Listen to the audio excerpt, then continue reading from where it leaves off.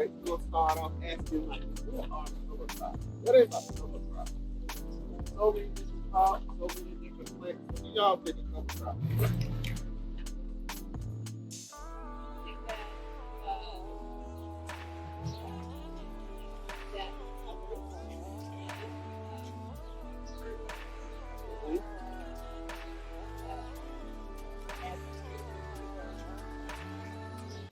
Everything you said is correct. Correct. Don't second guess. Come on, man. You got it. You got it. Anybody else? Well, it's funny because my husband keeps calling ground covers cover crops, but they don't have to. They don't have to. Yeah. Yeah. See, that's what I said. There's a little nuance to some of this stuff. Anybody else?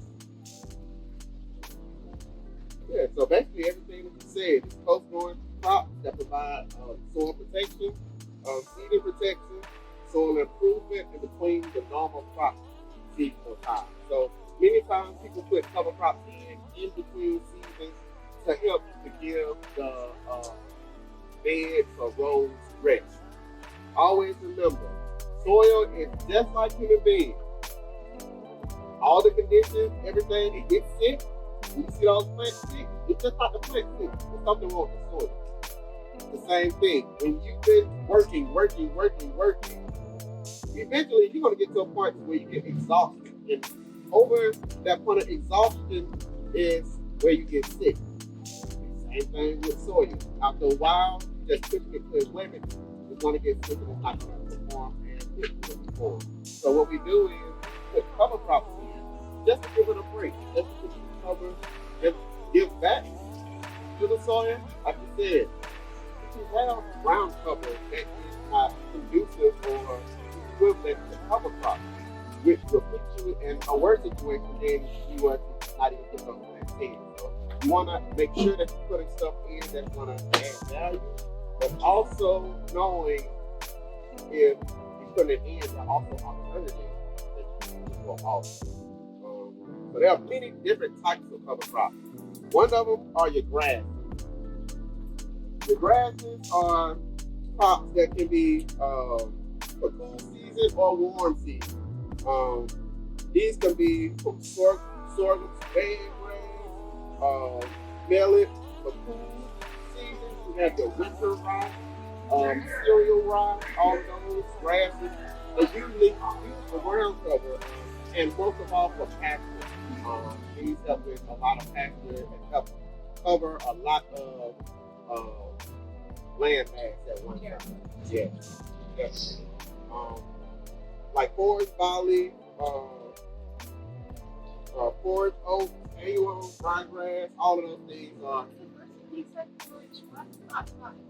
barley. Okay, barley. Yeah. Sorry. Look at that tree. Hard to say that word, man. We need a translator. Right. It's not no. Anyway, I got you. Yeah. And all, like I said, all of these have seasonal crops. So you can use one rye to grow in the winter time, but also use another rye. I'll just continue that. It'll be labeled that way. Oh, yes. All the cover crops will be labeled in many different ways. Different weathers, different times, different blends. Some of these will come in one crop per bag. Some of them will be maybe 20 seeds, different seeds in that bag to create a blend. So it's just what are your goals? What are your objectives for your cover crops? That's what you want to think about when you're trying to select it, because if not, you'll be left with a whole bunch of stuff that you may not need and may become a nuisance once you try to select it. So you definitely want to understand what you want and like what your goals and objectives and go about that. Okay to experiment, but understanding experimentation, and there are more rooms to go wrong when you definitely experiment. One cover crop, those grasses are good plant to pick up a lot of moisture in the soil, especially when it's hot. You want to keep ground cover no matter what. In the wintertime, in the summertime, in the fall time, always you want to keep ground cover. Ground cover is going to help keep in that moisture, and it's going to help keep the conditions of your soil a lot better than just leaving them bare. You don't see in nature many areas, you know, don't see many areas in nature where it is just fairly blank. Soil is bare. If something soil is completely bare out in nature, something is wrong. And most of the time, something to do with the soil. You're gonna have some other stuff going on depending on disease, depending on what's beside it, environmental issues. You know, it might be a landfill or a shop or something, you know, all kinds of stuff. Maybe the water that's here is the buildings don't have PVC piping. All of the piping is metal with a lot of lead. So it's also many variables that you got to think about when dealing with soil. The food crops such as your oats, your buckwheat, those things are super duper good also. But when you kill or when you terminate your winter crop, sometimes it can happen a little bit prematurely because winter crops, they're out in some of the most harsh conditions, but they're growing. When it gets really cold, it might kill everything out there, and you may not be prepared for that. Will everything go back into the soil? 9 times out of 10. With incorporation. You incorporate it, you'll get more value back into the soil. That's rule of thumb. Yes.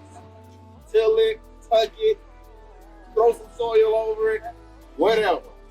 When you cover cropping, the crops must make contact with the ground. That's when the decomposition happens. That's when you're going to get the nutrients back into the soil. If it's only sitting on the top of the soil, you automatically lose about 50% of those nutrients. So you want to cover it up, you want to till it in the ground. Many people don't. They use it as ground cover, they'll just put it down, and they'll immediately plant something into it. You can totally do that also. You just get less back. But they might come in again and put something else in. It's just totally left up to you. How do you want to do it? But you need to understand only when you just sit it on top of the ground, you're going to lose some value.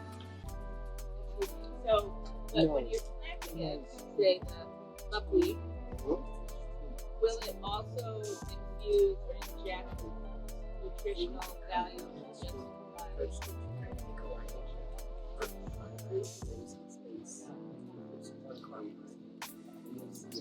Yeah, we're gonna start talking about some of the next one, which is your legumes. Those are the ones that, while producing, they will pump nutrients back into your soil.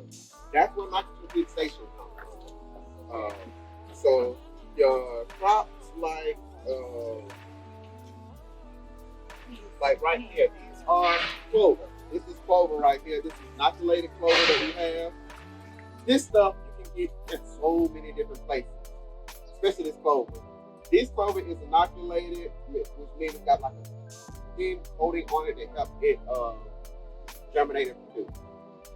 You can get these in really big bags if you like, or you go to a hardware store or Walmart and you can get the deer clover.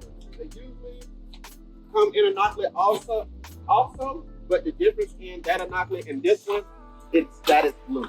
That's the only difference.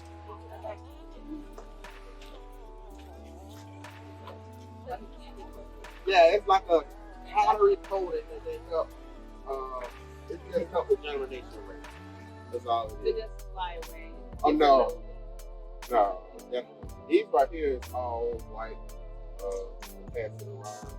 Just regular crimson clover. You have white clover also. Don't want to mix those. If you mix the white and red, it's gonna be red. Period. Once the bees and stuff start to pollinate, the clovers are gonna turn red. Okay, so the clovers are under the grass. Clovers are under lagoons. Yes, the lagoons with your peas and white clover, cowpeas, alfalfa, your hairy vetch, your fava beans, those really big I call them big thumb beans. They're really big. They're really good. Yeah, all of those are really, really good. Peanuts, yes. Peanuts are one of the major plants that help with nitrogen fixation because they grow underground. And all of these, most of these crops here have an alternate. Your legumes going to have an alternate. I would say value. You can do more than one thing with it. Honestly, you can go out there. You have your flowers from your clover. You can pick those to make lemonade out of. Your cowpeas, you can actually eat those.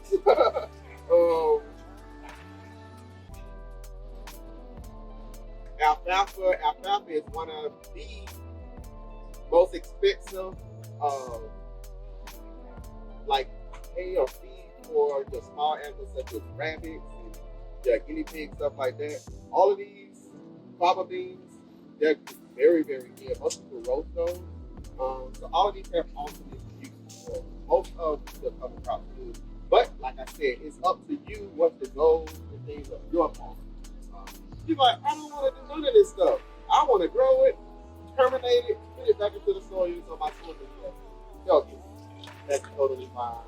That is with your goals, and that's what I want to do. But I want to be a little bit more curious, try some things out there. I definitely encourage you. Next, we're going to move into your brassicas cover crop. So your brassicas are your mustard, your kale, your oilseed, your radishes, your turnips, your winter canola, all of those seeds right there. All of those seeds, all of these seeds right here, used because they have big, long apples. So these plants, specifically your radishes, these are used to create tunnels in the ground. These are things that you're not going to fill up or anything. You're going to plant these, leave them in the ground to rot. That's it. It's going to be funky. It's going to be a little sticky. It's going to be all the things. But they're used to create natural channels into the ground so that the water can seep into the soil. These, if you have animals like horses, cows, pigs, those radishes, all those brassicas would be really, really good for them. Alternative food for them also to food. We use a lot of turnips without that. We just planting them and then let them have at it. So that'll cut down on your feed bill also.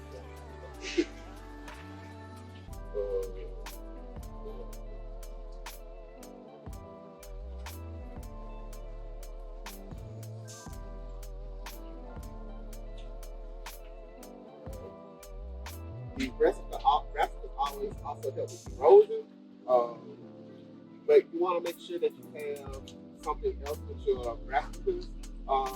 With erosion, specifically, you want to have a grasses with your brassicas because the brassicas are going to help create that taproot that going to the ground, but those branches are going to create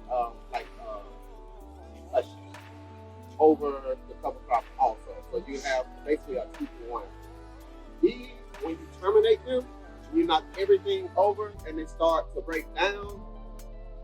That's when you want to have those two right there. You can easily just pull it aside, like directly into something. Like if I have a field and I have buckwheat, just planted buckwheat, and I have some canola seeds out there. I'm going to go ahead and knock all of that down, lay it flat, and then I'm going to come in and plant in the beds on top of the actual plants that we just laid down. You can wait until 2-3 weeks until it starts to break down completely, or you can just go in while it's still green and plant it into the also. You're still going to get that nutrients back into it. I understand you only get 50% sit and plant on top of the ground. But some people just don't have that time to go like, okay, I'm gonna wait 3 weeks until this break down and put it in. Like, no, it's okay to knock it down. But when you're using one thing, sometimes it can be hard to just lay that one crop down. So let's say I have sunhemp. Sunhemp get tall, like this pretty tall. And the stalks get pretty big. But you don't want to get to that maturity because termination is almost impossible for one person when it gets about my height, or a little bit taller than me, and it's about as big as my thumb. I can literally push it down. Or I can use my boot and slide down the entire foot and knock it down to the ground. That's why I say you have to be careful with some of these crops because they can have the same growth time period, but one crop from another, it can be totally different. Like astronomically different, you know. Same thing with sunflowers. You can plant sunflowers with your sunhemp. You have to understand, once it starts to get hot, those sunflowers are going to take off. And the stalk on those sunflowers is going to be greatly bigger than the sunhemp. So that's going to be a problem with termination. If you want to terminate them to go back into the soil, you need to terminate a little bit early, while they're a little bit more tender. If not, then you're basically going to uproot those sunflowers and let them cut them. There's no possible way that you can just chop all that down and just stay down.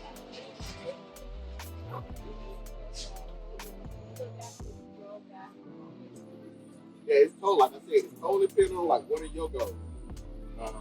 That may be the field that you cover crop. If not, if you want to, you can cut those heads off. You can do whatever you want with the seeds, however you want to do it. The sunhemp, you don't have to worry about that issue, honestly. I never had sunhemp actually try to go back. Even after it flowered and everything, I never had it go back. The only other crop I would say that I wouldn't grow as like an urban gardener is vetch. Vetch is another one of those, especially carrot beds. Carrot beds get really thick, and it's almost impossible to terminate without getting quick. So you want to kind of stay away from carrot beds. Also, the thing is out here, they're really looking at the crops because the biomass or something, like I said, some of these crops are much bigger than some of the others. So if I go in here and I take all of that right there and I just place it in this bed, and then go in and place some company in here at the same time, I gotta worry about it's gonna come up, that clover is gonna come up probably about this high. The company is gonna start climbing the wall. So what am I going to do with all that biomass? Am I going to use it in here? Am I going to put it like a wood chipper or something to fill it up? Am I put it in the compost bin? Or lay it down? Like, what are you going to do with that? When you have excess of biomass, it can be hard to deal with. It can be hard to maintain. So that's something you need to plan for also. You don't want to, the first time you do it, the first couple times you do it, you have to get the hang of it. Get the hang of it. I'm telling you, it's just not the hang of it.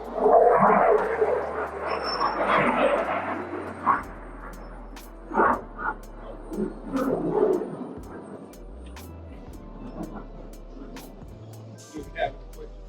Stop there.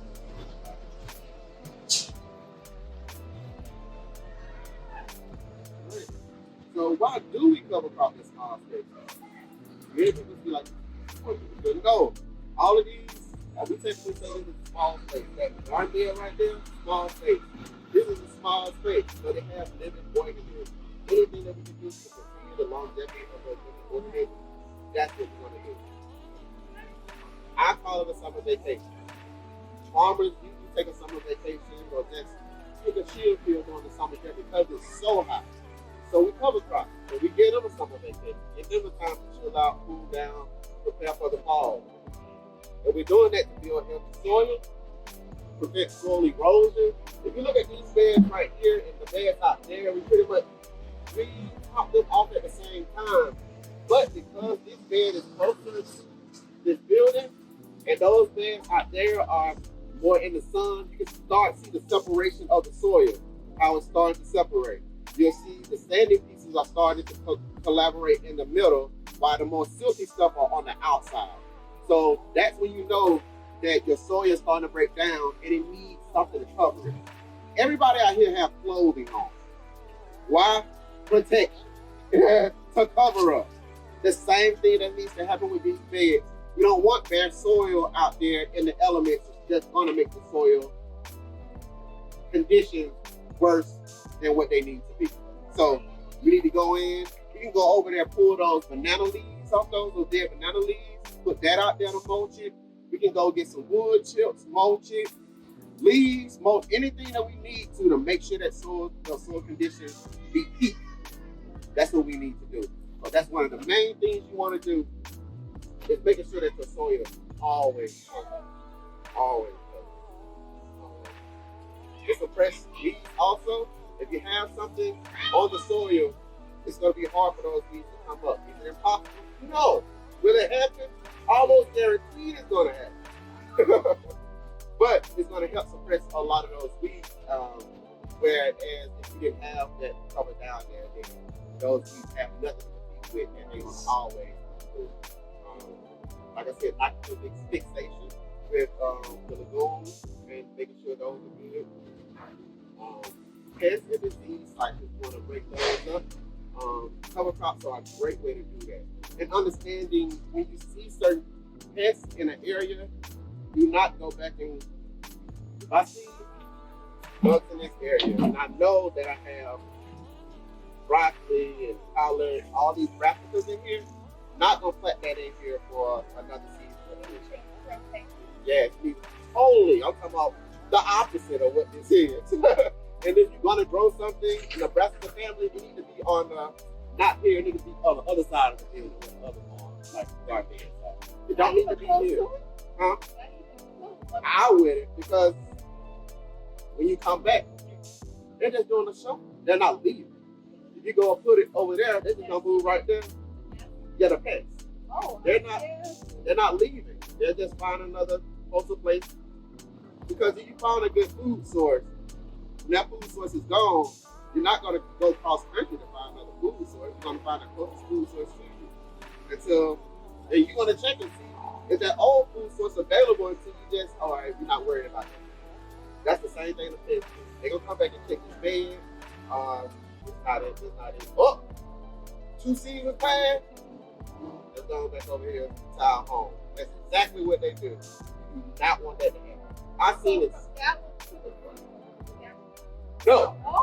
I said put it on the other side of the bed. Because think about it. If you see it, trap crops too. You see this right here?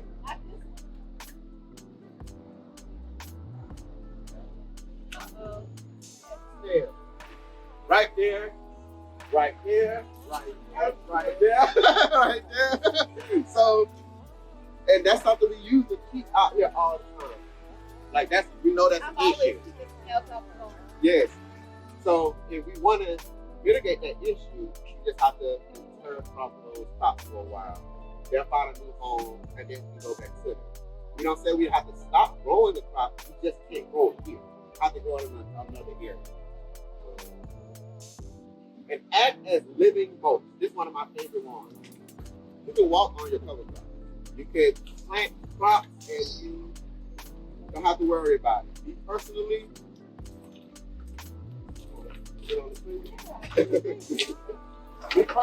I love living mulch. So in our garden, between our rows, we always put clover. We always put clover because guess what? It's gonna be some row between those rows anyway. I don't care how much wood chips you put down or whatever. You put wood chips down and you put clover. So if we have something growing right now, at least it's gonna be beneficial to our farm. You're gonna terminate those clovers by just walking, just doing your regular maintenance. You're going and doing your regular, your weeding, your everyday cycle of your farm. Those clovers are gonna break down. You're not gonna have to worry about it. Living mulch is one of the best things that's gonna help you, especially if you're working with a garden, they're gonna do their thing. They're gonna walk, they're gonna run, they're gonna do everything over. And you're gonna get a couple cycles also. Once you start to really die out, you're gonna put more out there. So make sure it keeps going until you put the whole entire garden at rest. Cover crops, you wanna keep doing that. That's gonna give them something to do. At the end of the day, y'all take them out there once a week, run over the cover crops. Throughout the next week, we're gonna have some to grow back, you know. That's really gonna help your farm. So are you saying to plant the clover like every few weeks or something? Yeah, Are you sowing? so I just touch it every month. So if like that.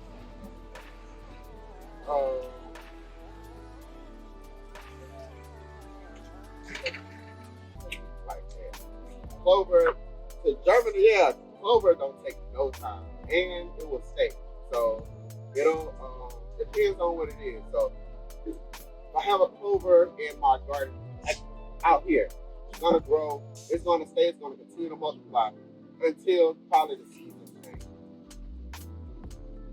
That's gonna be in probably winter time.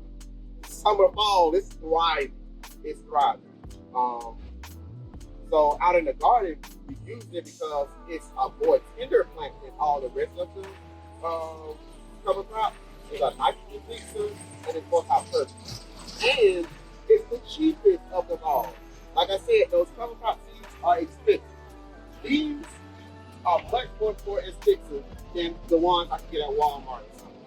The deer, we use them for deer fields. So the cover crops or the seeds that you get to plant deer fields, the same thing. It's the exact same thing. It's red clover. It got a big deer on the front of it, everything.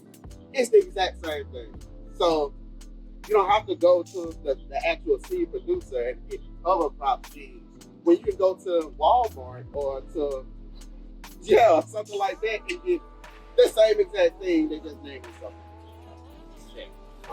But the main reason we do the clover because it's tender, it's easy to break down, and it's easier to do a little bit of touch-up once things start to terminate and passing where it terminate faster than things are going. That's why we use so much clover. When you use something else, it's a big one. We have any more questions?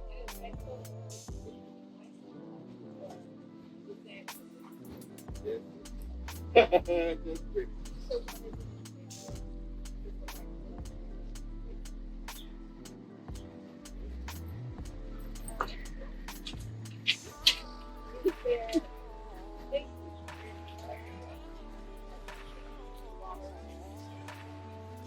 oh yeah, definitely. Yeah, you want to make sure you get a nice water. Just to give them a good head start. Once you start to see it germinate and take off, you're good to go.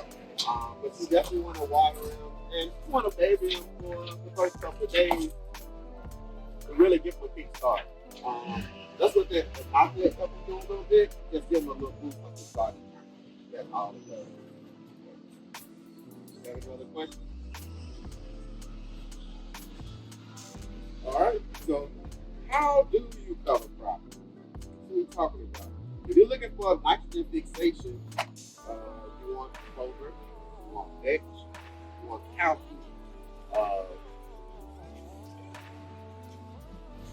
you want to break down compact soil, you want your daikon radishes, those white radishes, and your rye. All right. You want to suppress weeds. That's going to be your buckwheat and your oats. Buckwheat is a very good cover crop. They usually use that in between transitions, between crops.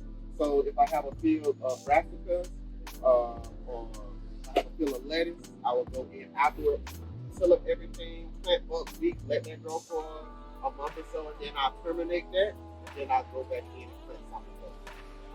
So this is a good way that you can put something in the soil, give it back to the soil, and then have that fed back in production and a little bit of clover.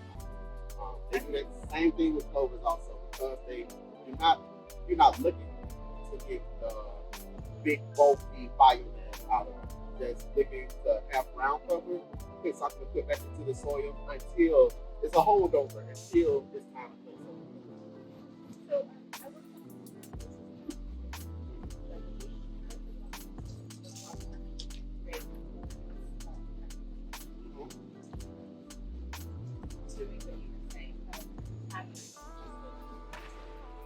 And like I said, like it's super quick to grow.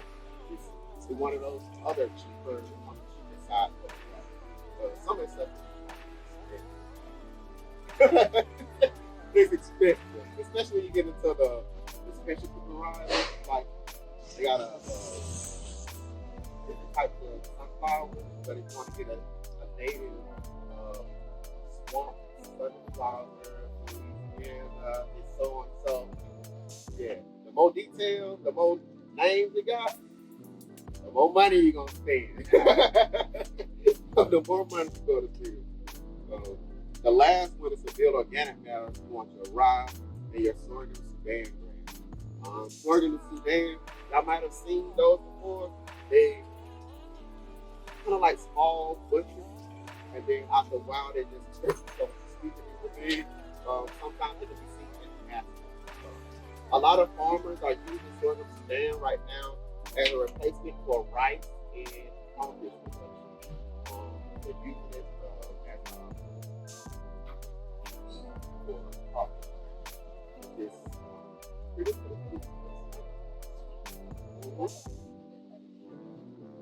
Yes, yes. It is. Well, it's hard to describe. It's like it's like a corny, like a corny bush. That's the easiest way I can kind of like describe it, like a corny bush. So, how do you like figure out what your goals is for your farm? You want to start prepping your soil. Once you prep your soil, you want to clear out all your weeds and stuff. We want to clear out the weeds because we want a clean space and we want less competition as possible for these seeds. When you have less competition as possible, the likelihood of those weeds coming back will begin to knock down. Each time that you put cover crop seeds in or you put seeds, it will begin to knock that weed pressure down. So definitely want to go in and make sure you have the best weeds as possible. Loosen the soil up. Some people don't till, so it's however you go about loosening the soil up or however you want to do it, then you want to water light. You don't want to saturate your soil when you are cover cropping, especially doing overhand broadcast. If you're going to super saturate it, a lot of those seeds are going to run off to the end. You don't want that. If you're going to open broadcast, you just want to lightly spray over the top, moderately spray. I want to say lightly. That sounds like I'm lying to y'all. Moderately just spray over. Don't do it so much that you start to see runoff. When you're doing to start to see runoff, you're done too much. That's the cutoff point. But as those seeds are wet, they can sink down into the soil. If you want to make sure they're covered, get you. Y'all know what a dark room is? It's like a plastic rake. Just get a light plastic rake, and some people used to get the rake and we tie it to our belt loop right here. So we'll get a rope and the little hook, the hole inside the rake, just get a string and tie it. And then we're walking while we're doing other stuff in the field, and then just going to dust and takes dust the seed. So you can hold it in your hands or however you want to do it. We just did that because 9 times out of 10 we were doing something else out there. And we did the hard. That led to some other crazy running and all. So yeah, it could definitely be fun. Once you do that, you can overhead broadcasting if you like. You can use Jane, to plant, especially those bigger seeds, those cacao seeds and stuff. You can actually put those in the machine and they'll plant it out in a straight line. If you're not into the straight line, that doesn't matter. You overhand broadcast it, or if you have a little bit more space and a little bit more money, then you get a grain drill. The grain drill will basically put the seeds directly into the ground, and you don't have to worry about anything because they're actually in the ground. And they'll be more uniformly put into the ground. Understanding that you will lose when you overhead spread, you're going to lose seed. A lot of seed won't make enough contact with the ground. 50% of the seed you're going to lose. That just a given. You'll have a higher germination productivity rate with the grain drill because it's precision agriculture. Put it into the ground. That's where it's going to be. That's where it's going to grow. Where overhead broadcasting, wind, animals, all kinds of stuff in there. So understand that you may have to go and do a little touch up in some areas, but that's just a part of the game. J-A-N.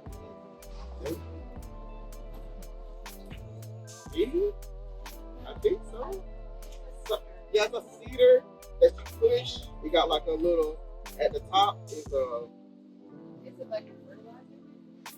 It's not really a fertilizer. It's a cedar. Yeah, just to make sure everything is straight. That's all it is. N-G. Yeah. And you can find it on like Farmers and Friends, Amazon, stuff like that. But yeah, and they have these little discs that you put on the side of it. So that will change. Yep. So you can do it very small or big also. Yes. This. Yeah, Johnny. Yep.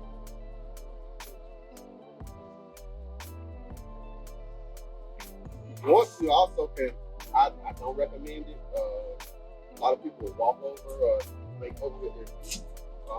I don't really recommend that because you could compact some seeds smaller than what they need to be, and that will also mess up the germination rate. Specifically, the smaller seeds. The bigger seeds, you could definitely do that because they could go down a little bit more. But those smaller seeds, they get covered too much. They're like a little germinated. You want to keep it moist, but not too wet. You want to avoid heavy traffic, especially in areas where you know it's not living mulch. Nobody should be walking on it. If it's not living mulch, nobody should be going because you need that biomass. You need it to grow. You need it to get big so you can have more of that you can put back into the soil. If not, it's going to be doing it in increments. You may not get everything that you want out of it. You may not even reach the stage that it needs to be to put it back into the soil and something you like. But then just depending on your goals, your objectives for the company. Have any questions before we get into it? My funnest part is termination. You can plan it all you want, but I like to get it going. The first one we're gonna talk about is weed eating or weed whacking, which is super duper cool, super duper efficient, probably the fastest way to get rid of the cover crops, mainly. But they spread the seed. They're gonna spread seed. It will not be cut down evenly. Also, a lot of jagged edges could also create a hazard, especially when you're dealing with something like the hemp and the sunflowers. If you go down and you cut some of those that are edged, those could be definitely a hazard. And it's gonna leave if you cut down too much, it's gonna create a patch or a ball spot. Like you have to the end. Now you got everything else black, but you still got that one brown spot. That's what you're gonna do with your weed or your weed whacker, which is going to create an area for those weeds and start to feed. So although it's good, it's one of the fastest, it still has some issues. No. So once you receive the weed seeds in the ground, so once you start taking the cover crops, those seeds, those weeds that's in there, you're gonna expose all this stuff will start to mix. And once it starts to mix, it's gonna get in an area where it's not covered. And that's when you're going to see the issue. The next one is a foot clipper. A foot clipper is nothing but a 2x4 with a piece of metal on it that we step on. That is all. No more, nothing less. It is a 2x4 with a piece of L-shaped metal. So it's the metal that you put on your walls to hang like different with the holes in it. So it's like that's all it is. It's like one of those corner pieces of metal. You got that? Yeah. You put that on there along the edge of it. That way the board can have like a jagged edge. And then you put a rope on either end if you like. And then you can step on it. What I done was I got the 2x4 and I got the wood. I put another rope in the middle, so my foot would never be off the foot pedal. But when you do that, you can't lift your feet up. You have to slide the back of your foot and then step down. Because if not, it's gonna start wiggling. It's hard to adjust. But you can make it longer, you can make it shorter. All of these are customizable. So where is that on the So it's like this. So this is the 2x4. You're gonna put that L shape of metal just like this. The one flat part like this and the other part like this, sticking up like this. Okay. So when you flip it over, this part right here will be the part that's going into the ground. You're stepping on it, so it's gonna be chomping down. Some people use a thicker piece of metal to take like an edge and chop it. I don't. It was less than $5 to make. I found the wood. I had the rope at home. The only thing I paid for was the screws and that piece of metal. That was it. So that's another easy way. And you can create a whole 2x4. It can be 8 foot, 16 foot, and then you can have 2 foot.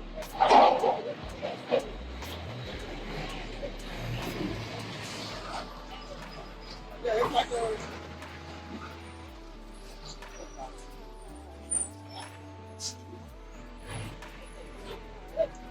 Yeah. It's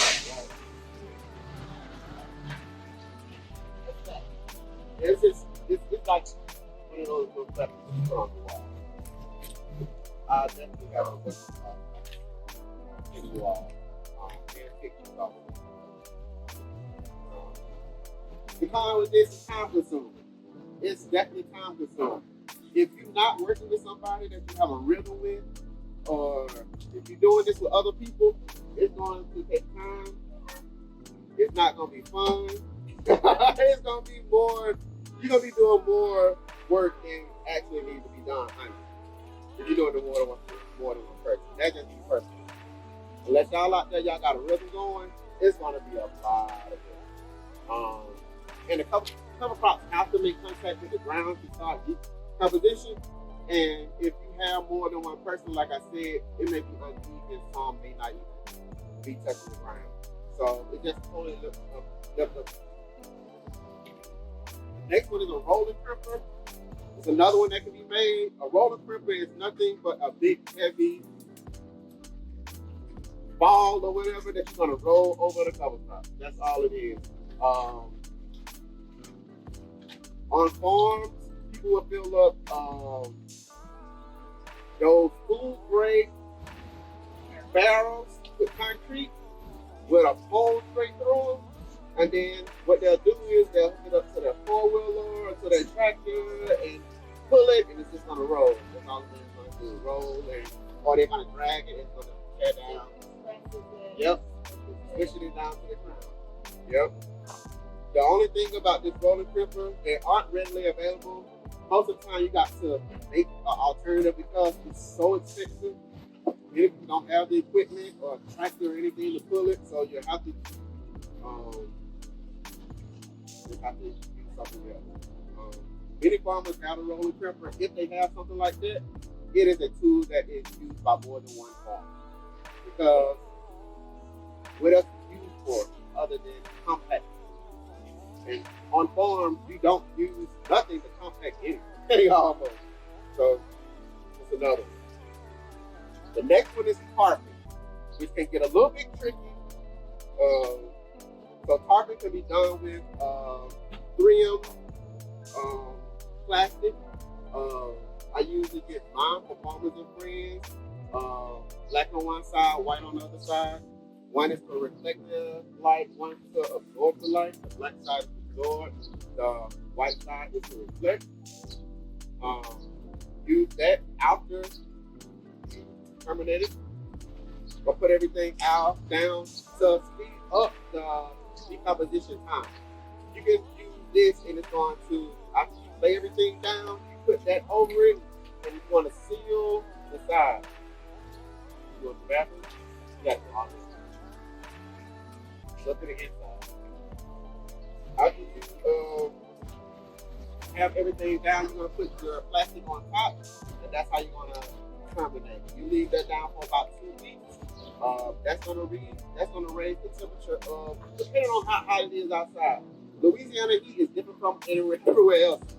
So typically it raises the temperature of the soil under it 15 to 20 degrees. So that's why you want to do that to help decompose. Yeah.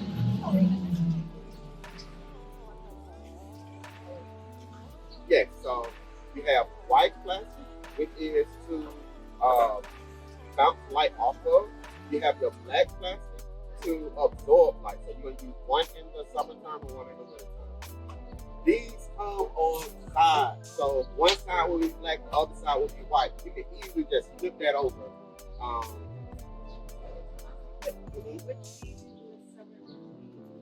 So the summertime, you want to use the white side.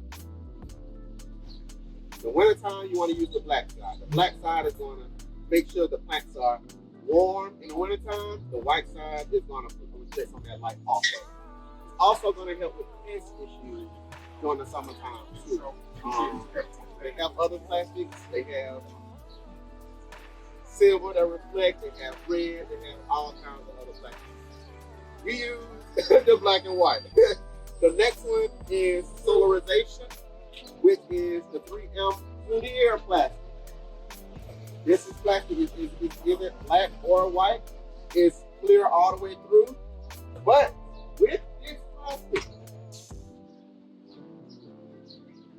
yes, this is the one that can create some issues right here. It's definitely good to give you that boost. Get that decomposition down in like no time. You want to sterilize the area, you can. But if you don't do this correctly, you can kill all the life in your soil. Everything can be terminated.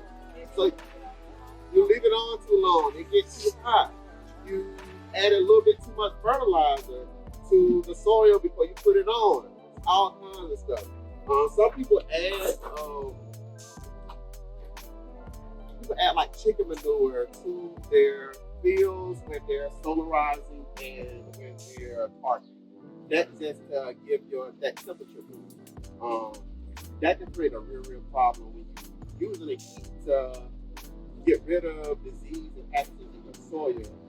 Help with breaking down your crops and your cover crops. But eventually, if you stay on long, it's going to do more harm to actually go to the soil. So you have to basically start all the way back over. No, not over. You'll be in a worse position than probably what you started. So I would say if you're doing solarization, you definitely want to work with somebody who's done it before. Somebody who knows the process. Somebody who can be like, okay, you need to take this off. Because things can drastically change. It can drastically change. The con is, like I said, it gets super duper hot. There's a lot of plastic. What are you going to do with this plastic?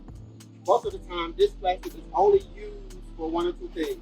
To put on top of greenhouses or to solarize. So if you're not doing a lot of solarization, you either have $200-$300 worth of plastic because you're not going to get considered solarizing. It may get too hot, so you need to monitor it. They kill all of your microbiology if it gets you out or you leave it on. This is one of the main ones that I wouldn't recommend, honestly. You use that white pot is the same thing. Do you have to think like farm plastic, like if you had a small enough area, trash that? You could. I wouldn't. Trash bags aren't as thick, and the chemicals. I don't actually know the chemicals in a trash bag that may cause leaching. And most of the time, the trash bags have like a smell and stuff to it too, so you don't want to put that in the soil. They do have plastic that you can definitely put in a small sheet. Because, like you said, most of the farm plastic is going to be used. It's like it's going to fill up this whole space from that wall to probably this wall. If I go and get like one for farmers and friends, that's how big it is. So I would say take like Amazon or something, buy smaller things. But you want it to be 3M, and you want it to have the thickness, 3M, thickness, and you want it to be UV. I forgot the actual name. So it just won't break down as fast as that's all. I live in Alabama. Okay. Okay.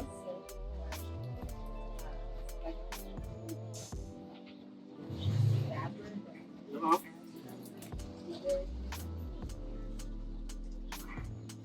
No, I don't think so. I do know you could at one point one of the coffee factories was giving out burlap bags, which is really good product. I use burlap bags for a cap for my worm farm that I have. So on my worm farm, I usually have a burlap bag. I wet it and I just lay it on top. That way, when the worms try to come up, they feel that wet cloth and they go back down. And it also gives them something extra to eat on, also. But, oh, really? Now? Okay. Basically t-shirts. Like I use t-shirts before with wearing. When I first got down here, I did hear about people getting billboards, like those billboards, but I haven't heard about that in a while. Yeah. And I think those are. It's exactly what you asked me for.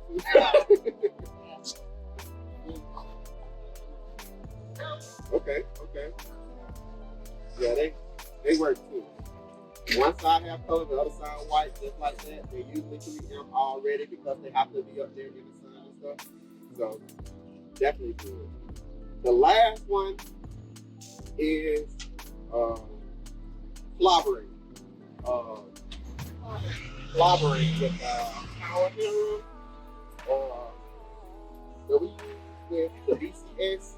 It's this walk behind tractor with this attachment that instead of tilling, it turns like this. You have a lot of components that turns like this. So when it roll over everything, it basically just mulch everything up. So you don't have to do nothing. You just right? You only gotta pull it. Just put the key in it, click, turn on, and then walk behind it. And it's gonna mulch everything. And if you want to, you can come back and you can put on another attachment and hip the beds up if you want to. Make it look pretty, but I'm telling you, it's the prettiest thing that you ever see because you like all this biomass when you come down. It's like a fresh but fluffy bed of nothing but cover crop. And you can just easily pull them to the side like they look like wood chips. Just put stuff to the side and just plant it. But everybody don't have access to this. BCS tractors are something that are catching steam now. 3-4 years ago is something that I personally had never heard of, honestly. I'm from Alabama too, and I use tractor. I tractor a 1958 Ford. But the BCS, it costs probably about the same amount as my tractor, and you put so many attachments on it. You can hook up a trailer to it. I've seen people actually put a seat on it and ride on it like it's an actual tractor. There's so many things that you can do with it, and there's so many attachments to it. It gets pretty expensive, but it's definitely good to have like a BCS and small garden. They definitely the power harrow will get clogged. I have seen it get clogged, and I've seen it get clogged where you had to take it off, flip it over because it had drip in it. So between those teeth, the drip got underneath the teeth, like where it turned. So you had to cut in between and get pliers and pull it each off. It was horrible. So you have to make sure everything is out the field. And the last but not least, you want to make sure once you get those clogs and stuff out, you want to immediately start to crank it up and get those start moving.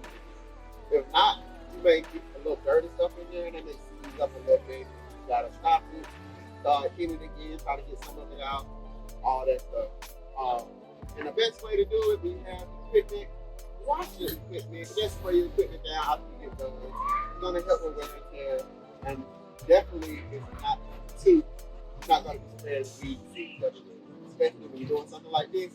You want to spray. You want to get as much of that debris out, because if you move it to the next field, whatever, it has the seed, you carry that with you wherever you go. So if you sharing it with somebody, you're taking it to your farm, all of that stuff. So you want to make sure all your equipment is clean. And after termination, just let it sit and you grow it in the group. Do you have any questions?